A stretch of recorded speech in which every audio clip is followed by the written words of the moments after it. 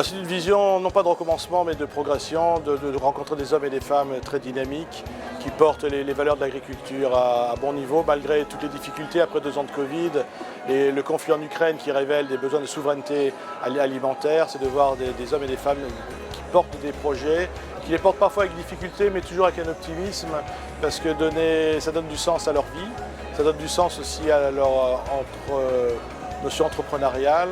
Et on voit qu'il y a beaucoup de réussite.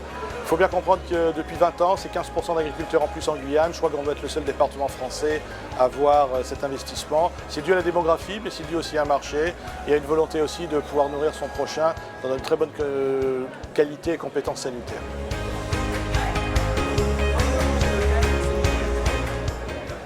Ce que je retiens, c'est que ce n'est pas le même de la dernière fois. J'ai eu la chance l'année dernière de pouvoir être présent. Là, on voit de nouveaux produits, des pleurotes, on voit des transformations, on voit un tissu industriel de transformation qui est en train de se créer doucement, sûrement, mais tout ça dans le respect de la qualité, de la sécurité alimentaire et je crois de l'attente de la clientèle et des acheteurs.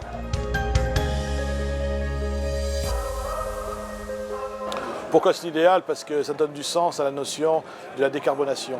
Si on doit acheter quelque chose qui a plus de 7 ou 8 000 km, qui vient d'Europe, sûrement très bon, mais si on peut trouver sur place, c'est évidemment que ça doit être moins cher.